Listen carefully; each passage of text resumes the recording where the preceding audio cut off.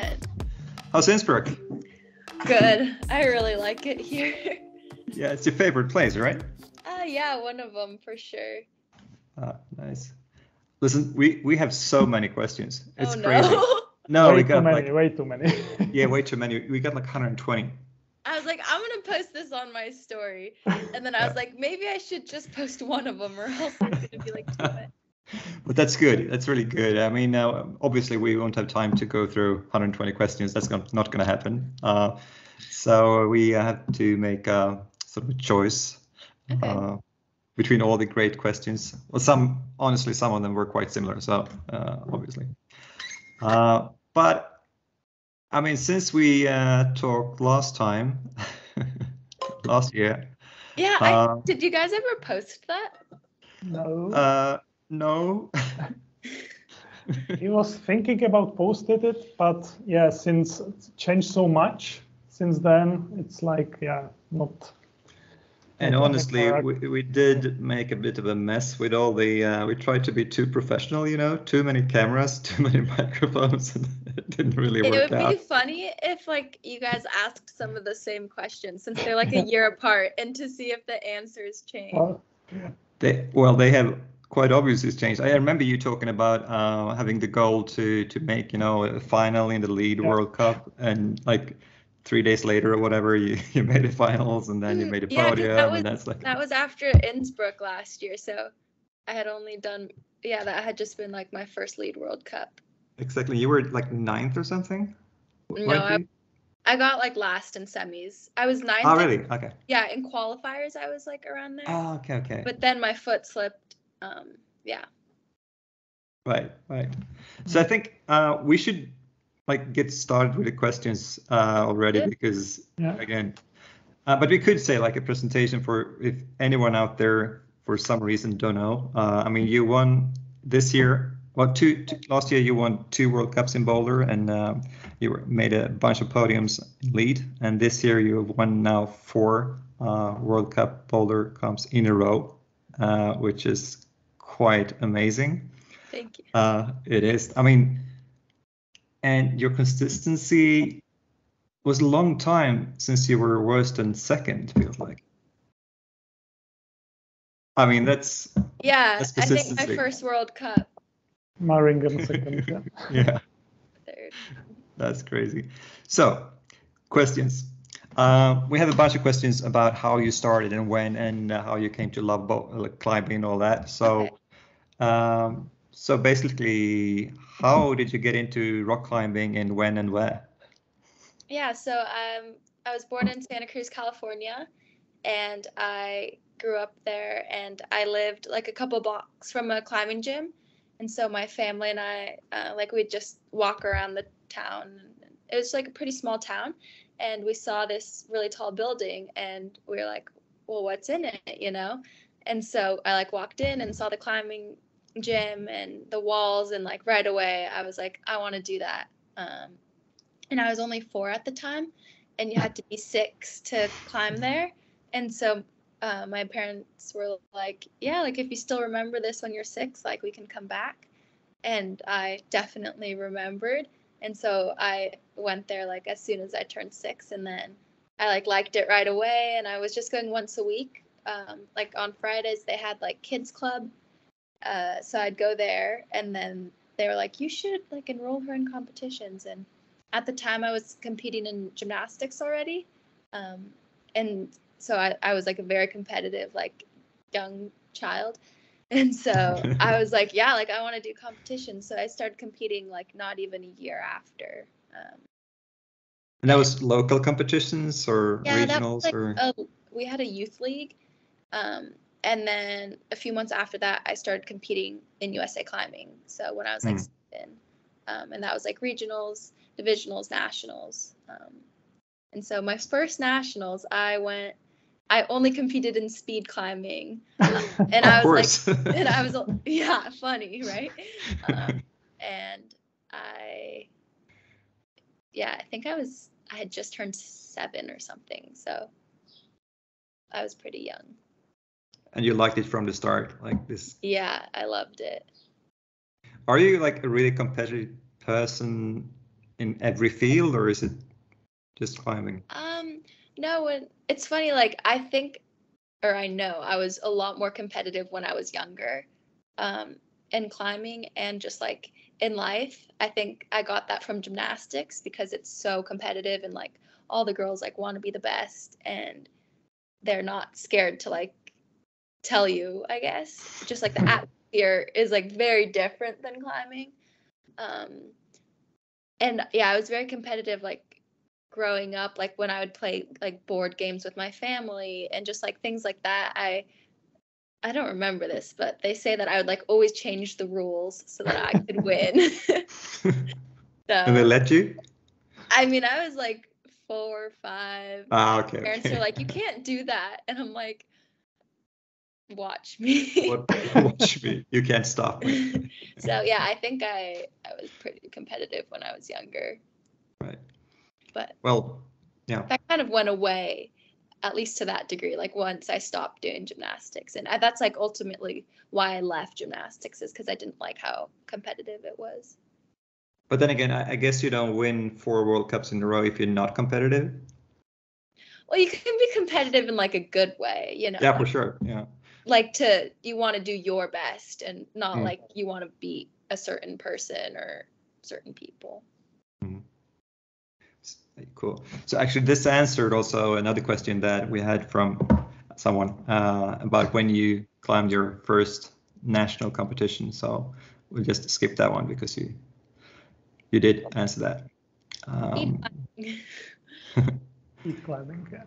Speed climbing, yeah. But when did you change from speed climbing to actually lead climbing and bouldering? Yeah, so then the next year, like 6 months later, there was like bouldering nationals, and I competed there. And then I competed in top roping at the time because I was still young.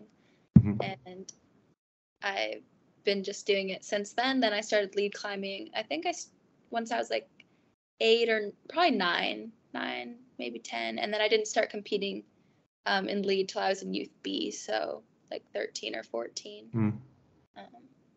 And I was doing all like the regional, divisional, national competitions when I was younger for all the disciplines. So when did you actually, if you ever did, specialize in bouldering? I mean, I've always done like all 3 disciplines, or in my youth career, I guess you could say, I always did all 3. And then, but even though I did all 3, I mainly just trained bouldering, and I never really trained lead until maybe like last year, quite a bit. Okay. And yeah, maybe like a little bit like before the pandemic, like right before, because we were actually going to have lead nationals. It was like the middle of March 2020. So I'd been training for that. And then that's when everything shut down, was like 2 days before our nationals. That was like the first time I had really put in some lead training in, or like given it equal attention as bouldering. Right. Like I've always like done lead. Like I'm not gonna, like I would do like training camps for nationals, and like I'd do like a 2-week like training lead camp and speed. But like last year, I'd say I rope climbed the most that I ever have. After Björn's son, I like came to Innsbruck for like a couple weeks and like trained a lot of lead here. And then like before World Champs, I was in Innsbruck again training lead. So whenever I like want to train lead, I try and come here. So like that you focused on boulder before, is it because you like it better, or is it just because you had better results, or yeah, or does it vary? I had better results. That was maybe part of it, but it was also just the facilities. There's a lot more like bouldering facilities, especially so like I was training in Boulder, Colorado at the time, and there's tons of gyms in Boulder, but there's actually only like 1 or 2 lead gyms. And they would never really set anything harder than like 13A. So like 70 plus around there. And like the walls are like really short, like literally half the size of KI. And so it just, yeah, it was more fun for me to boulder because it was more enjoyable to train it. And I wasn't like really doing circuits or anything, versus now in the US, like our bouldering facilities are like a lot better than lead, but in order to train lead, we kind of just do circuits now. Right. But I have someone like Josh who can like make me circuits, and I'm not trying to do it by myself. So you live in Salt Lake now? Mm-hmm. Since? I moved out there like August 2020, so almost 2 years. Like, I'm interested about the competition, not just me, but like many people. They put many questions about the competition. One of those is you have like always very inspiring beta, and they want to know if it's like all calculated or if it's like intuition, how you climb the problems. Yeah, I mean, I think it's like everyone else kind of. I kind of just like will read it with, or I guess if it's like a finals round, then like we can preview the climbs. But I normally will like read the boulder or the rope climb before I get on, and I tend to see like that I'm very fast. Like I kind of get on right away. Compared to like some of the other athletes, and like if I fall, like I'll kind of rest like a few seconds and then just like go again. So maybe that's I don't know if that's like good or bad necessarily, but like in Brixton on our second final climb, like I fell, and like when I was on the wall and I did this like foot match, I knew I had done the wrong beta, but I like couldn't go back, and so I'm like, I'm gonna try as hard as I can, but and then I fell, but I knew right away what I had done wrong, so I literally was just like, I'm gonna go again because it's not like tiring. So I think maybe just like body awareness, like I know my body well, and like what I'm good at. I've been told that like I know my height really well, so like I know if I can like reach something or if I like need to jump for it. But yeah. Do you think you can read the boulder problem as well, like what the route setters meant with it, or you just try your way? Doesn't matter how Yeah, I kind of try my way. It's funny because there were a couple instances where I felt like I was doing the wrong beta, and Josh was like, no, there's no wrong beta. Like if it works, it's not wrong. So that's actually something like I'm trying to work on, is like reading all the options. I have a question there though about the. I mean, like in the finals, you read the problems together. I actually think that part should be skipped. I think you should read them by yourself, because I think that's one. I mean, it's a skill, right? To read the problems. What do you think about that? Yeah, I don't know. Well, it can be different because sometimes we like read the problems and then we climb right away, and so it doesn't really matter. But then if it's like we read the climbs and then the guys go first and we go back to ISO, then we can like warm up certain kinds of moves, But yeah, I never thought of it. I think it allows the setters to like make more challenging climbs because we've seen it. And I kind of like it because since we only have 4 minutes in finals, it's like you turn around and you don't have to spend those like 30 seconds or a minute or whatever, like reading the climb. You just turn around and you like know what you're going to do and you can go. Right. I really meant that. I think you should be able to read them, but just not together and discuss them. Oh, okay.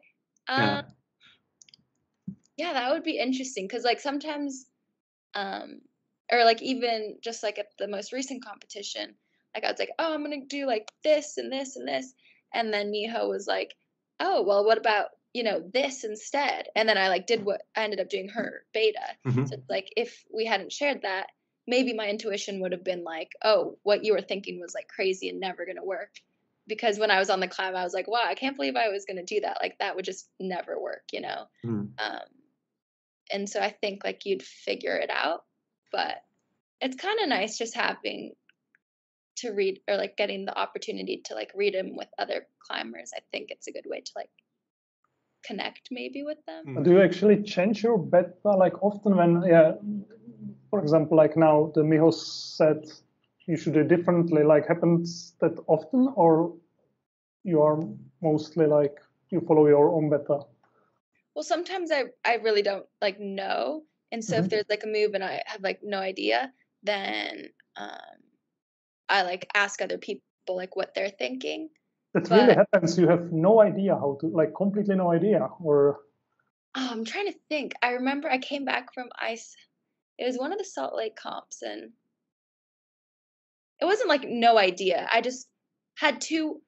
I guess I had two options, and I didn't know which one would be better.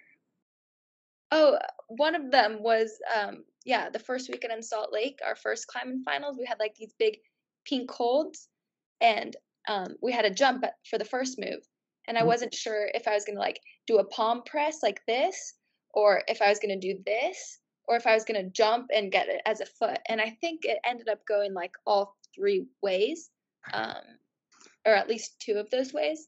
So yeah, I guess as like Josh would say, there's not like a wrong way to do it. There's just multiple ways. Okay, nice. Now, when you speak about Salt Lake, I remember in the second competition in the second weekend in the final, you have been kind of in mental battle there. Can you tell us something about it? Because I saw you after the competition, like all the emotion came out. You start crying with the Josh, and so it's kind of special moment there. So I'm wondering what happens in your head.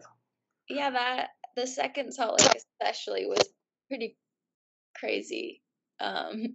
Just like I felt so much pressure from myself, and I think just being on, home turf, I like wanted to do well, and I like everyone, or like there were a lot of people that I knew there, and so it felt like the most pressure I had like ever felt at a competition before. And then the round that we had as well, it was very like lots of tops, like everyone was topping everything, and so like there were lots of times in the round where I was like, oh, like I'm over this, like it's like a lot, and I'm not like doing as well as I want to, like I should just stop. But like obviously I'm not, like that's not who I am, so like I couldn't do that. But I like just tried to like, stay in it. And then our last climb ended up being really hard, which was nice. And so like going out to that, it was frustrating in the middle of the round because like on the first climb, my foot slipped on my first try, and then it slipped again, and then I fell, and then I did it. And after that, I felt like I was just like playing catch up the whole time. So I like went out to the second climb, and I was like, well, the only thing I can do right now is like climb my best, go out there and try and flash this climb. And so I did. And then so did every other athlete, except maybe one person did it second try. So I was like, well, that was kind of a waste, So then I was like, okay, the third climb, but then I just like wasn't really in it mentally, so I like made more mistakes, and I just felt like I kept making mistakes, but there were no room for mistakes. And then the last climb, I was really happy when I did it, obviously, but I thought that like Miho and Brooke would do it too. So when they didn't, I was like more shocked than anything. And I think after the competitions, like I had been feeling a lot of pressure, but I didn't like internalize it, and I just like pushed it away kind of, and like tried not to deal with it too much. And then after like everything, like I was sobbing. I was like, I haven't cried this like I didn't even realize I had all these emotions just like pent up. And they all just kind of came out right after.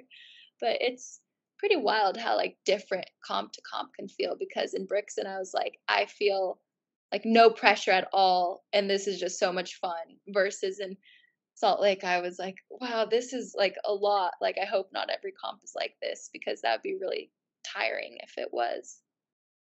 It's interesting because I was going to ask, like, since you keep winning now, if there's one part of you that's like, I wish I didn't only win all the time because of the pressure, you know. And I mean, after a while, you come to the point where not winning is like, you can't really win, you can only lose, like nothing to win. You know, I mean, sure you can win 5, 6, 7, 8, but it's still like the pressure just growing.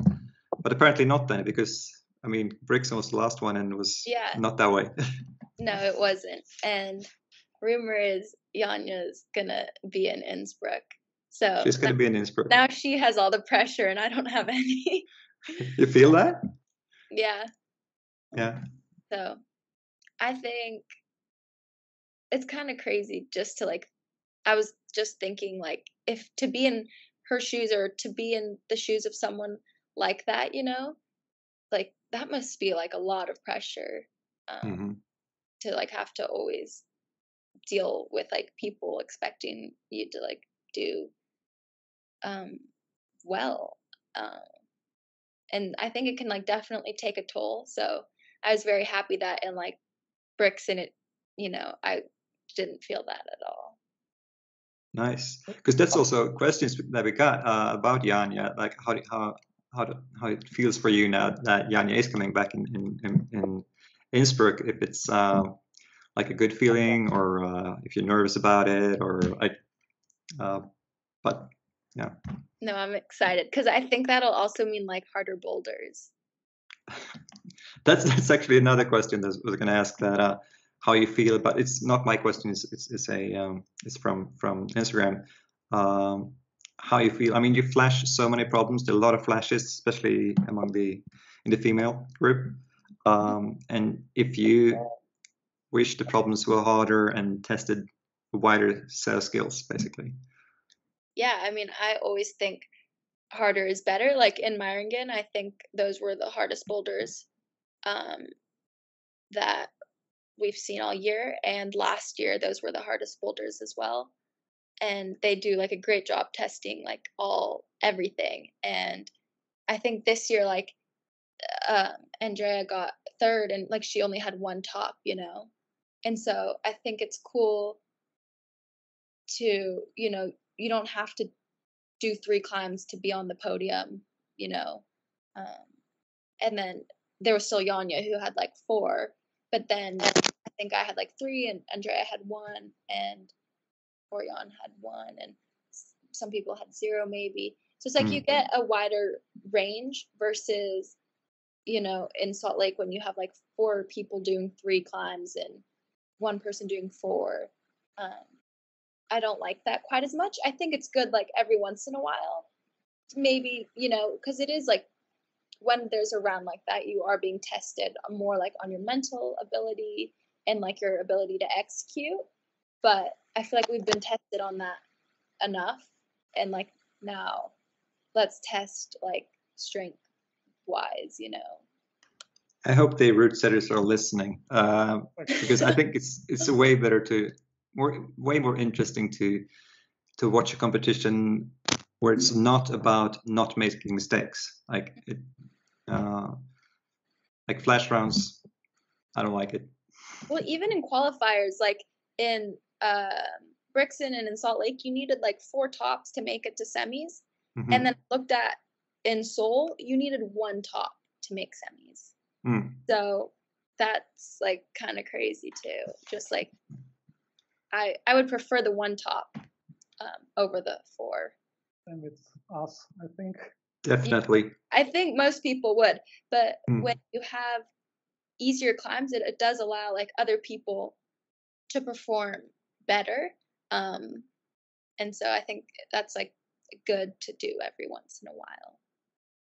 Actually, like, I mean, physical training, it's one thing, it's kind of easy, like, but how you do like your mental training? Do you work with some mental coach, or do you work just with yourself, or with Josh, or with you prepare it some? Yeah, mainly by myself, and then or like with my mom a bit, or like she's taught me some things. Not that she like really knows, but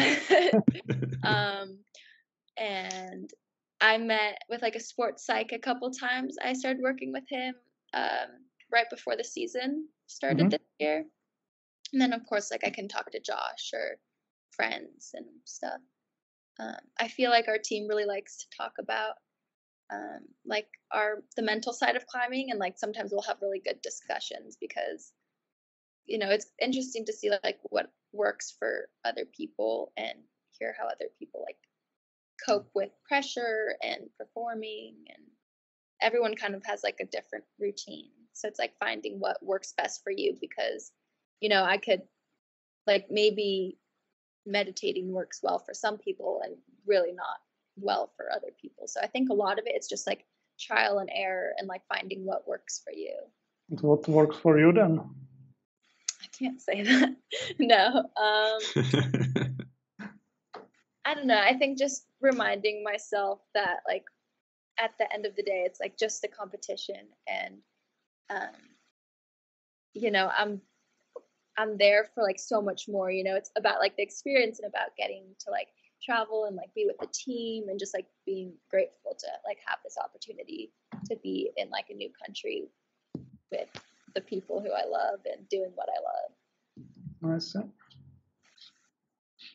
So we had a couple of questions. There's no like literature, no books you read or about the mental game, or there's a few, but I feel like most recently, like I read one. I don't even remember the name of it. Like they're very basic, and they kind of just say like the same thing over again. And so I feel like they're not like super beneficial. However, maybe like when they'd be more beneficial when I was like younger and like just getting into climbing, or there's a few and that I've liked, and like I took a sports psychology class, which I feel like I learned quite a bit from, just like at my university since I'm majoring in psychology. I had to actually take that course, so that was nice. I guess that's part of the explanation. I mean, that you can sort of work with yourself if you're actually majoring in psychology. So, I mean, it would help, right? Yeah. So back to the like climbing training, not the mental training. How looks your training week usually? I guess it's pretty different right now because it's like comp season, so it's kind of just like changing every week. But like January through April, like that was like my training phase kind of for bouldering right before like the World Cup season. I would go to the training center pretty much. That was like the only place I would climb. And I would like spray wall one day, maybe do like comp boulders another day, and then another day like comp boulders and like a mix. And then like once a week we were trying to do like a comp simulation. That was like every Thursday we would do that. And yeah, I guess that's like the basic things, and like maybe like some hangboard one of those days, and like a workout of sorts. So how many hours per week to train? So like before the competition season starts? I do like 2 days on, 1 day off, or I guess no, I was doing during training. No, that's not true. Yeah, during training I was doing 2 days on, 1 day off, 3 days on, 1 day off. So like 5 times a week. I'd say like maybe like between 15 and 18, somewhere around there. Okay. And it also, like during winter, I was able to do more because I wasn't in school. And then once school started, I like realized I really didn't have time to be going to the gym twice a day. Yeah, exactly. That would be the next question: how you do it, like studying and training and all the World Cups and traveling. How you manage all this? Yeah, so it can be pretty stressful sometimes, because for me, like, I really value school, and I like will put it like before climbing, and so I kind of use it as like a motivator. Like, if I finish my schoolwork, then I can like go to the gym or like go to Joe's or something, you know. And so I took this summer is actually the first time I'm not taking summer classes, so that's like kind of exciting, I guess. But I was already like a little bored a few times. I was like, wow, this is so weird. And that's because I took extra classes last semester so that I could like have the summer off. So last semester was like my busiest one yet. And so I take all my classes online. So that's one way that I'm able to like train more. Because I actually go to school in Colorado, but I live in Utah. So I take all my classes online, and most of them are like go at your own pace. Like the teachers give you the assignment for like the week, and then you like have to finish. Like everything has a due date, but you don't like meet at a certain time. And then there's like one or two classes where I have to meet at like a certain time. But it's never been like too much of a problem. Sometimes with traveling, it's kind of hard because like you're having to wake up at like 5 a.m., you know, because it's like just like time change wise. Yeah, that happened at World Champs. That was like brutal. But yeah, I sometimes tell my teachers like, oh, like I have a competition. Like, could I get my work early or something? It's actually really funny. One of my teachers like sent me an email like after and was like, whoa, like you were doing this while you were in my class. Like you should have told me. I was like, oh yeah. I really like school though. And I think it's good for me to have something to like focus on. If you study psychology, won't you have like therapy training, that kind of thing as well? Yeah. Or so you do that online? No, so right now I'm just getting my bachelor's degree. Mm-hmm. And so I'm majoring in psychology and minoring in business because I want to have like my own psychology practice one day. But then once I graduate, which will be in the fall, then I'll have to go to like back to school to like get a master's, and that's when I'll like actually be able to work like with people directly and like intern, and that'll be like a 2-year program. But I think I'll focus on like climbing for a little bit and then go back to school later. Like, how do you train? Do you train with the team always, or do you train alone, or how it looks with your training? Like our team doesn't really train together, I guess, because our team wasn't even decided until like the end of March. So it's not like we have like certain team trainings or anything like some of the Austrians or French or like other teams might have. And so typically like people in Utah will like train sometimes at the training center. But this past season, it was mainly just like when I think of like my training, like mainly was just like on the spray wall, like most of it with Josh and like Sean and Miho and Nathaniel and sometimes like Oscar and Victor Björn and a pretty small crew. Okay. And then when we do the comp simulations, sometimes more athletes like Chloe and Quinn and Ross would come in, but they like never really trained like spray wall with us because they were more focused. Like it's interesting because like they weren't on the team yet, and so they were training for like comps and stuff. So they're like on a different training cycle, or like they have different goals in mind. You know, they were also training lead, and versus Sean, Nathaniel, and I were already pre-qualified based off of the world ranking last year. So we already knew that we were going to be on the team, and so we decided not to go to nationals and to team trials. So we were able just to like train for like a long time, and we weren't having to like, get ready for competition. I guess it's this question here also about the training, what your training focus is, if the emphasis is training on, becoming a better climber or getting stronger, like, if you know what I mean. I think it'd be on getting stronger, because like if I'm on the spray wall a lot, that's like more what I'm working on. But it is like important to also, practice on becoming a better climber and like focusing on technique. And I think that comes with just like doing the practice rounds and the comp simulations and the comp style boulders, and like practicing execution and technique on slab and things like that.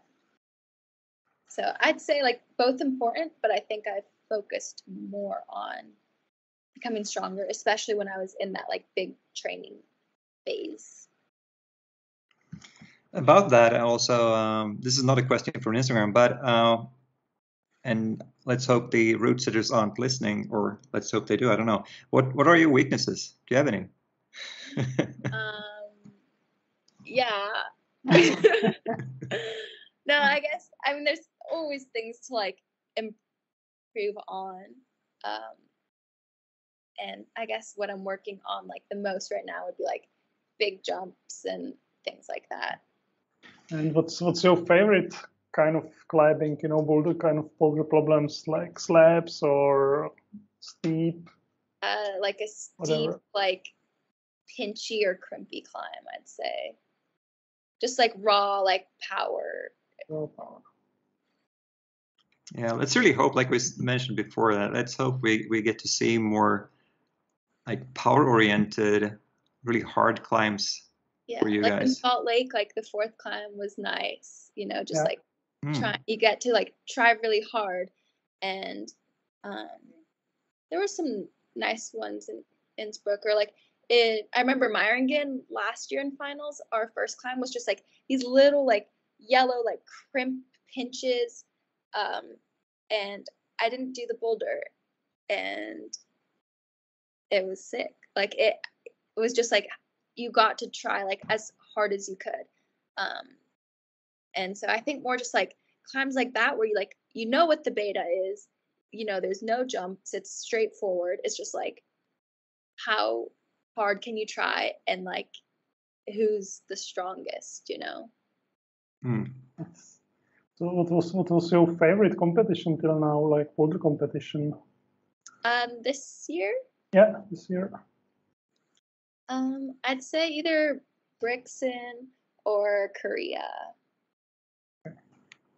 Because of the style of the problems, or the I think Brixton definitely.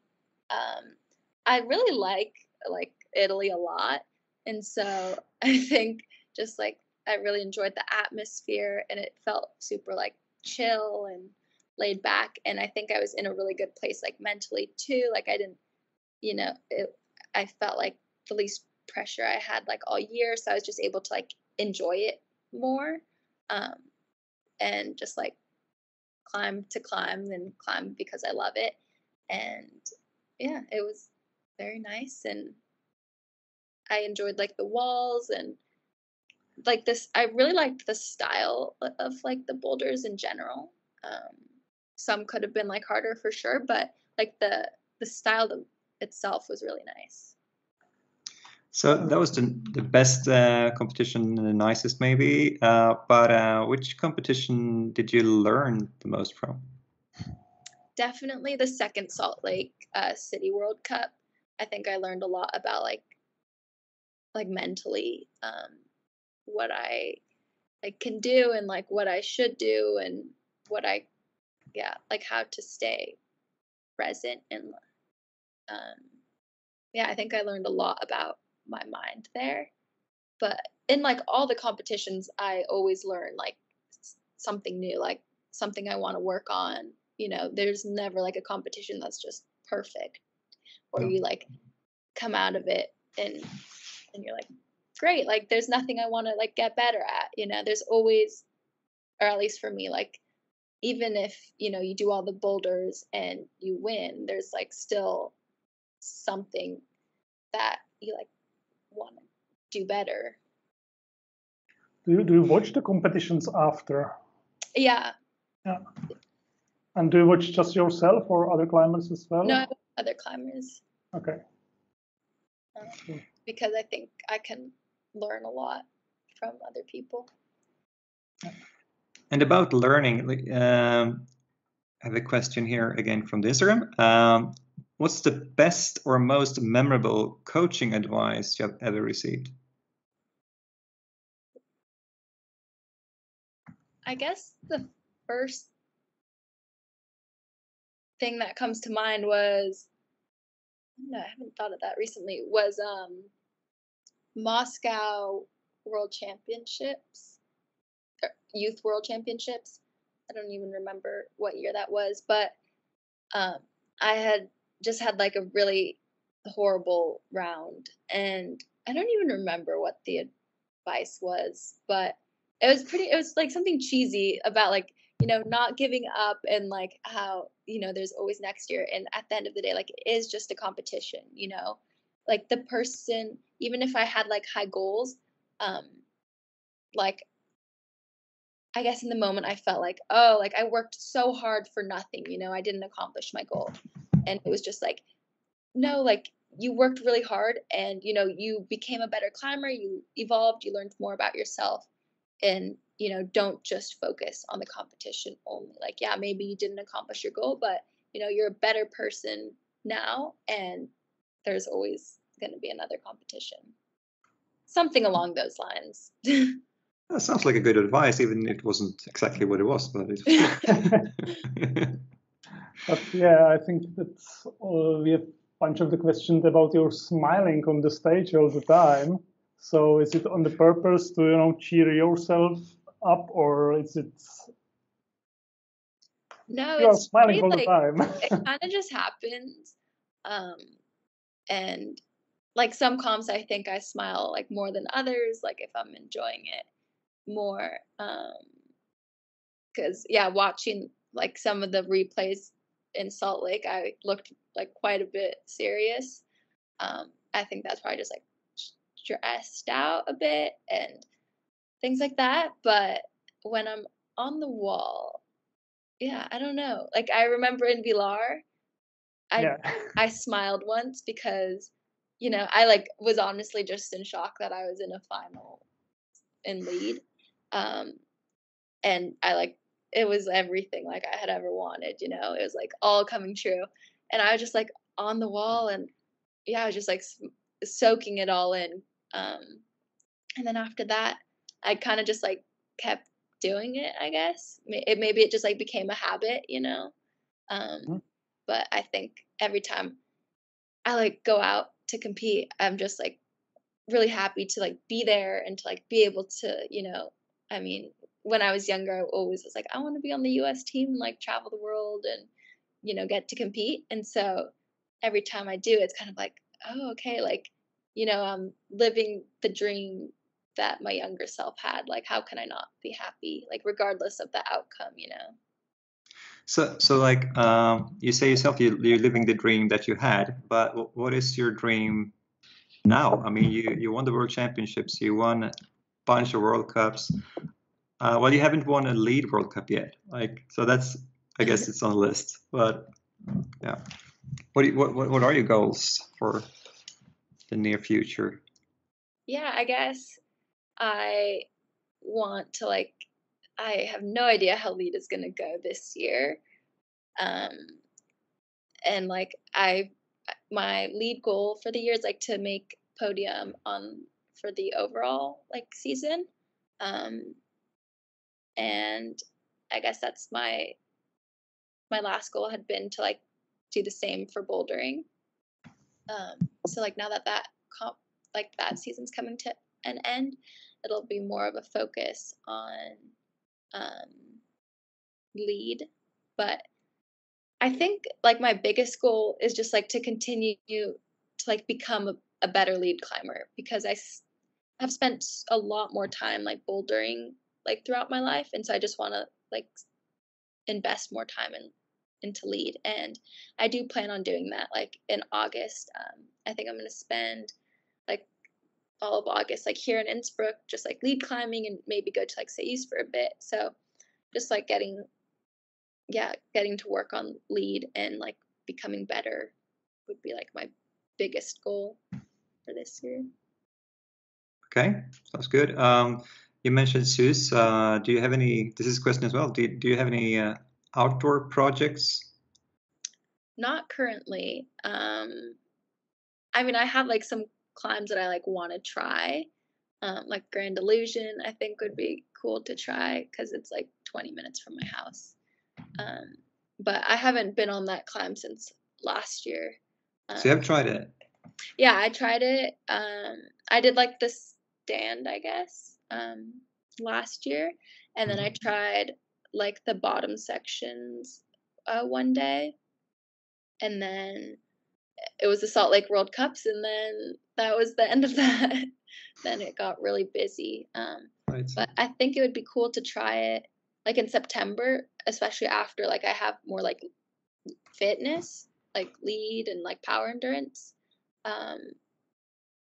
That's kind of, I guess, a climb that's like in the back of my mind, like very in the back.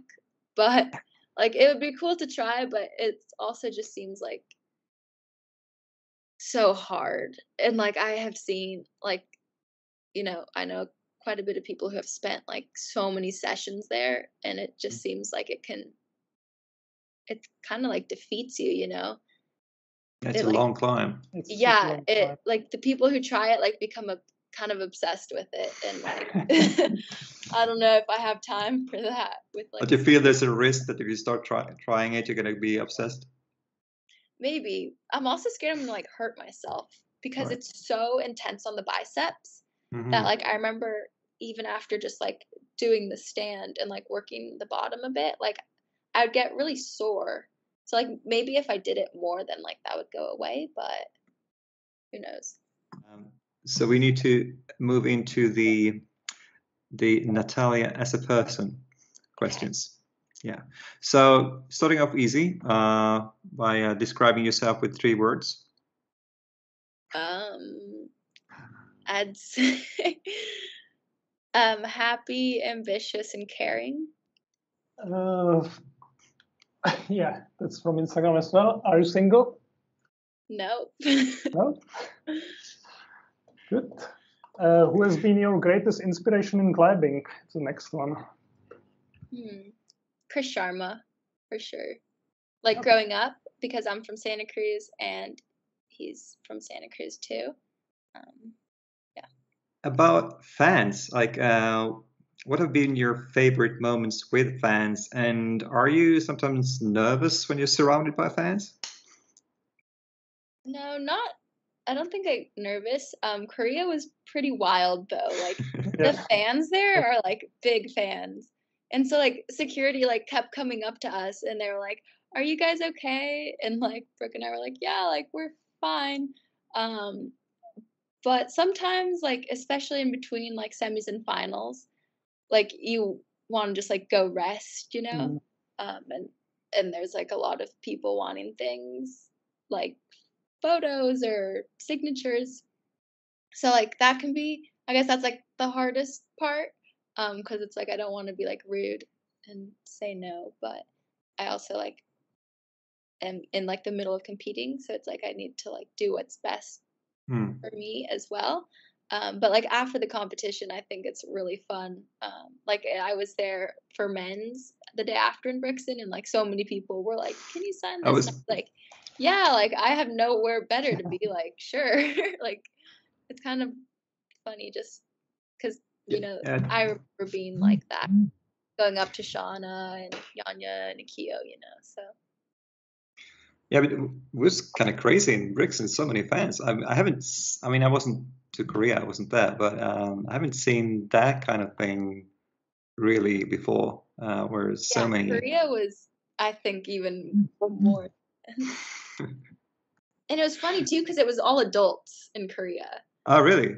Versus here in Brixton or there, it was like kids mainly. Yeah, Many kids, yeah. Bricks yeah, many kids. Yeah. It's like, how can you say no to like Oh, we have a bunch of questions also about when you and Brookie became friends. Yeah, so I have known her since I was like about 8, just from like going to nationals and stuff. We would see each other. And then when I moved to Boulder when I was like 14, 15, that's when we started like spending the summers together. Like I think when I was 14, we went to France together, or 15. And then we're both on Team ABC, so like we grew up there for a bit. And then she left and moved to California for school. She was gone for like a year or 2, and then she came back like during COVID. I want to have just one other question about the bricks. And it was quite hot for us, like for the shooting and all the spectators. It was like, I don't know, like 40 degrees. I want to ask you, how was the temperature on the wall? Finals was fun. It was like dark. Qualifiers were also like pretty okay because I was climbing at like 9 in the morning. Semis, I was at around like 12:30 or 1, so it was pretty hot. And like you definitely could feel it, but I like behind the wall I had like 2 fans, and I don't mind the heat. I think I'm able to handle it very well, and like my skin handles it well.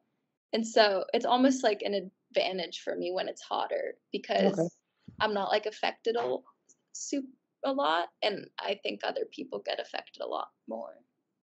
That's interesting. Do you take care of your skin in some special way then? I mean, your fingers then, not your... No, not really. Like I've never bled before. Like I don't know how. It just like doesn't happen. I do tend to like keep my skin pretty dry. Like I try not to like get it wet a lot. But no, there's like I put like Rhino if it's like sore, or like Climb On if I get like a split or anything. But for the most part, it's just lucky, I guess. Yeah. Yeah, obviously. I mean, that can be a big thing. Seems to vary a lot with people's skin, and depending on how hot it is and humid and what have you. What's the most overlooked part of competition climbing that people don't think about? Like if you're not into it, maybe like how long you have to be in ISO sometimes. And like how that's kind of like mentally tiring. I was just telling someone today how last year, because of the rain delays in Sham and Briançon, I think it was in Sham. Yeah, maybe it was Briançon. I don't know. But 2 days in a row, I was in ISO for 4 hours. And so by the time I got to like the climb, like I was already over it, I was like, it's just like a really long time that people like forget about.